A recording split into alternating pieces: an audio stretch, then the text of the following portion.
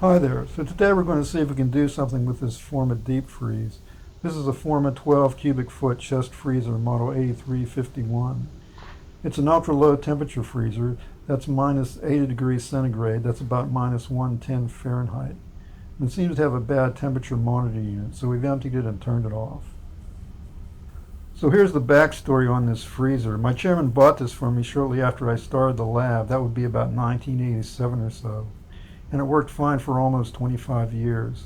Then about 5 years ago, it failed completely when we brought in a guy who specializes in these freezers. And he completely rebuilt the thing, replaced both compressors and a bunch of other stuff.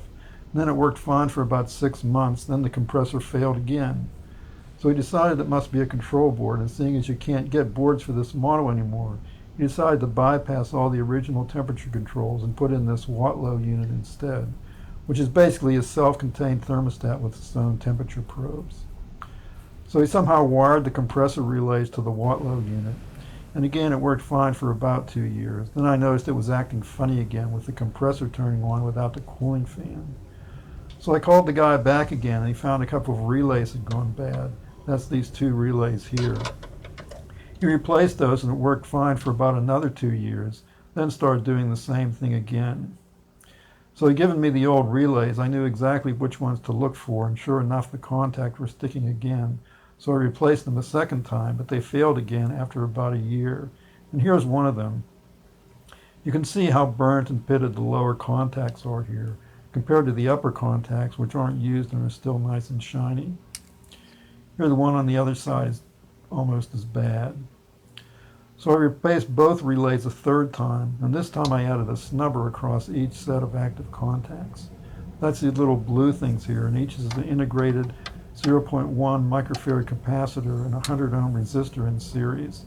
And that's supposed to suppress the voltage spike when the relay disconnects the compressor and prevent arcing across the contacts.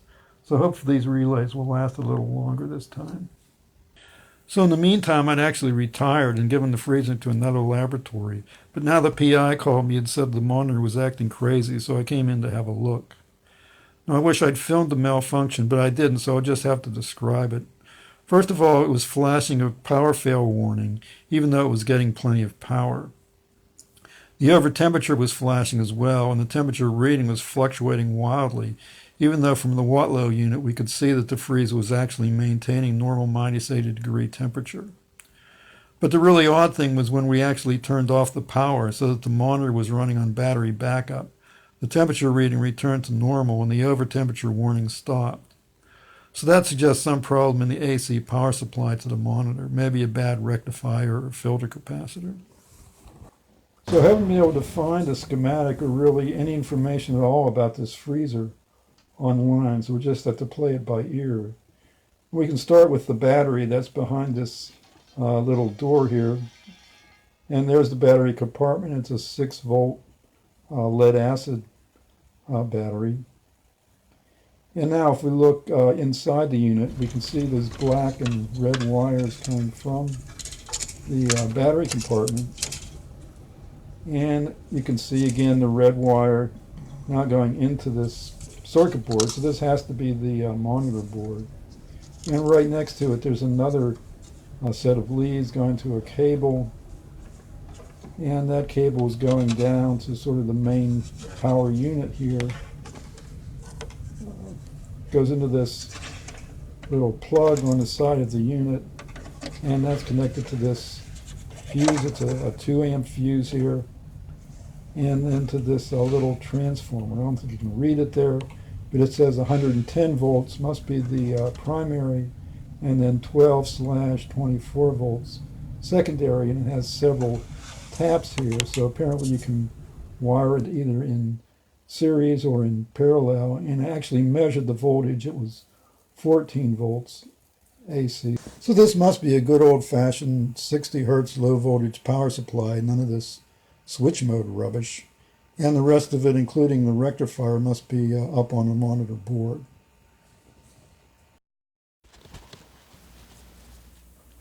So here I've taken out the monitor board, and I've marked the AC and DC power inputs to the board. And sure enough, you can see that the AC input goes through these two little inductors, presumably RF interference filters, and then directly into this rectifier bridge with the positive and negative terminals going directly into this filter capacitor. So for sure, this is the AC power supply to the monitor board.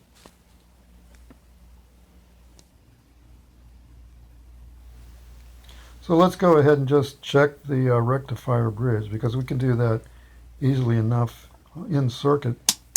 Just turn the meter to the diode setting, and negative probe to the positive terminal of the rectifier, and then to each AC input. Gives us 0.67 of a volt, 0.67 of a volt, so typical for a silicon diode. And in reverse bias, it's reading an open circuit on both terminals. And then conversely, positive probe to the negative terminal, to each AC terminal, reading 0.66 and 0.67, and again in the reverse bias direction, reading an open circuit. So the rectifier seems to be okay, not surprisingly. So let's go on and check the filter capacitor.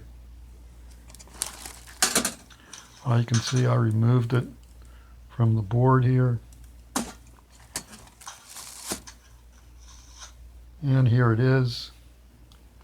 It's a Nichicon 2200 microfarad at 25 volt. No obviously physical damage or swelling.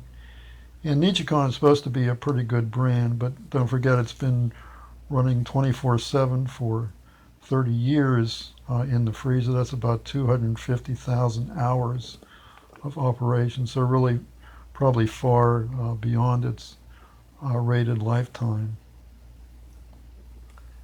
Now I don't have a capacitor tester, so I'm going to just try to charge it up here and see how well it holds it charged. So turn this to the 20 volt setting.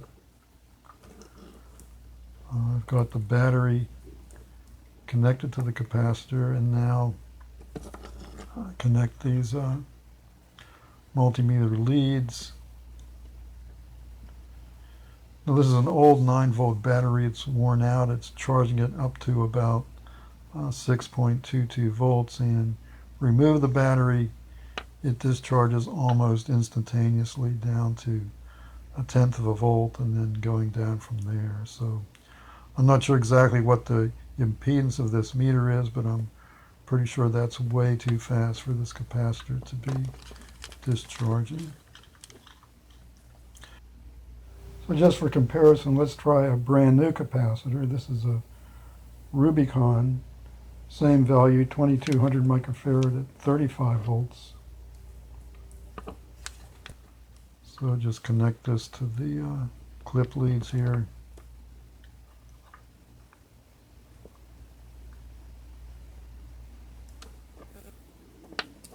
And then connect the voltmeter.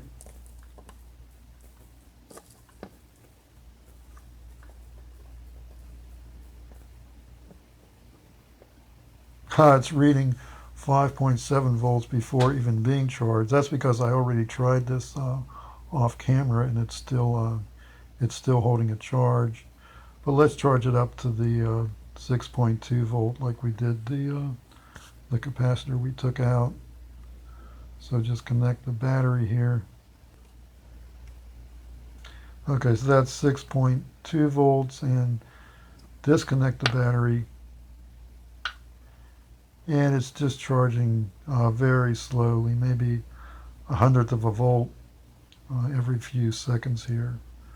So maybe 100 times more slowly than the capacitor we took out. So pretty sure that's a bad capacitor. So let's go ahead and put this new capacitor onto the board.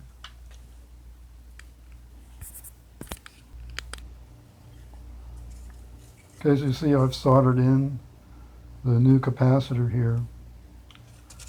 So let's go ahead and try to charge it up in circuit. Just connect some leads here.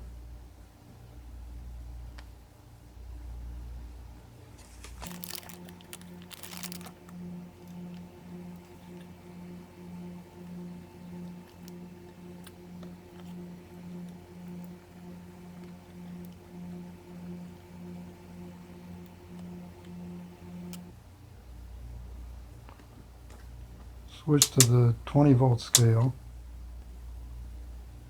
and charge it up. So in circuit it's only charging up to about 3 volts. And disconnect,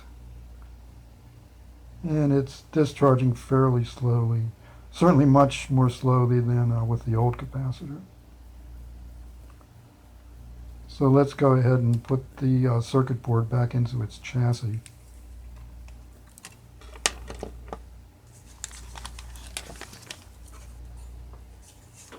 It's held in by these tap screws on the DB25 and DB9 connectors. Just get these screws out.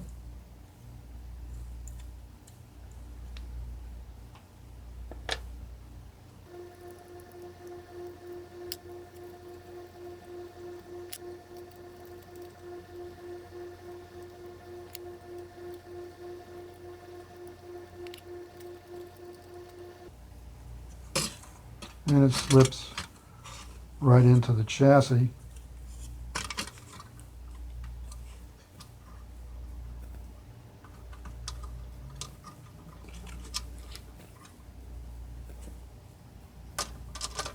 Get the screws back on.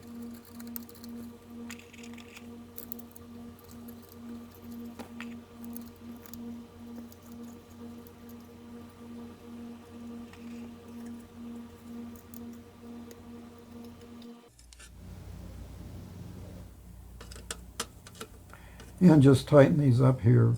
So the first connector goes to the main power module and used to control the compressor relays.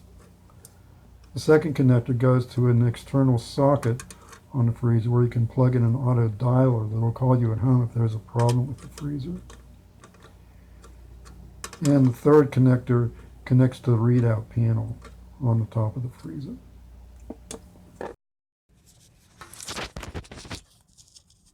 Okay, so we're back in the lab. I've reinstalled the board. It sits directly below that monitor readout panel. And I connected the battery and AC supply cables. So I just have to secure these little cable clamps here.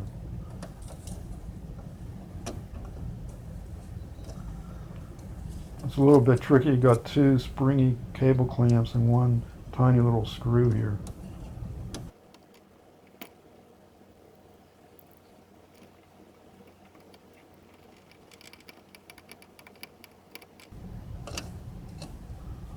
Okay. So there are just 3 more connections. Not sure exactly what each one is, but I've labeled them to make sure they go back in the right sockets.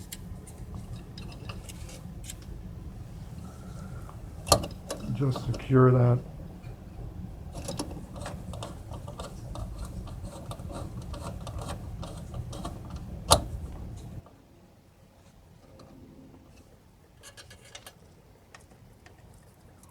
Okay, 2 connections left. I'm pretty sure these are 2 temperature probes, probably one for the freezer chamber and one to the output of the first compressor. This freezer uses 2 compressors in series to get down to minus 80 degrees.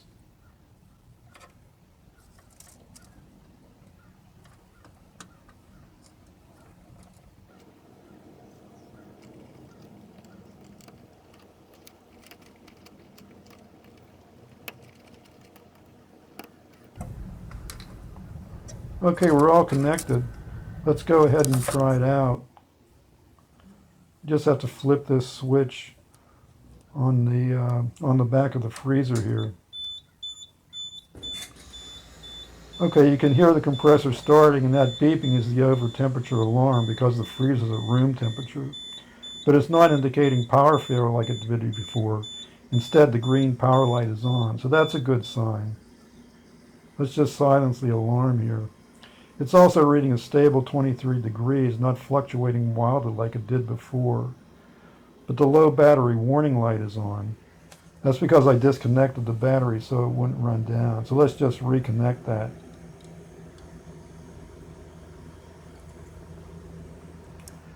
This actually isn't the spec battery for this unit. It's just an extra 6-volt rechargeable lead battery I happen to have. So I put it in.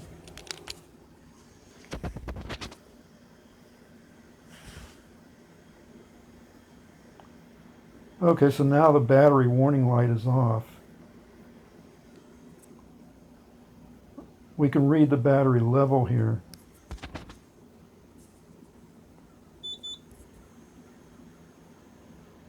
And it's 100% fully charged.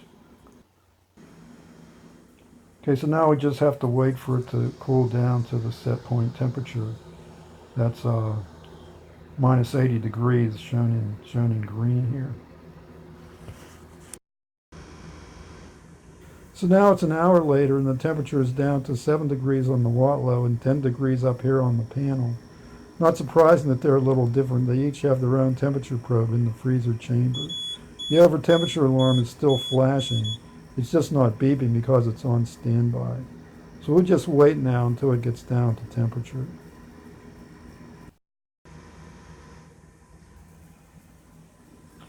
It's about 4 hours later now and we're at minus 74, almost down to set point. You can see the over temperature light is off and there's no alarm. The alarm set point is about minus 66.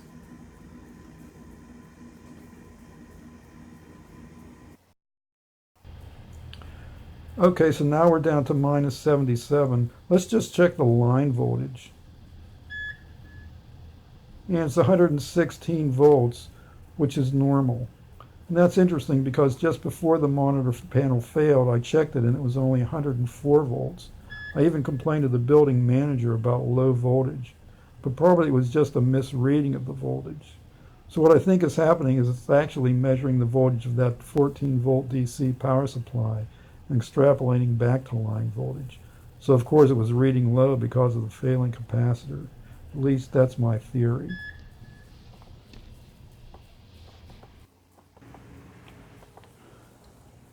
Okay, it's a week later now, and I've come back to check on the freezer, and it still seems to be fine. It's reading minus 78 on the watt low and minus 78 on the monitor.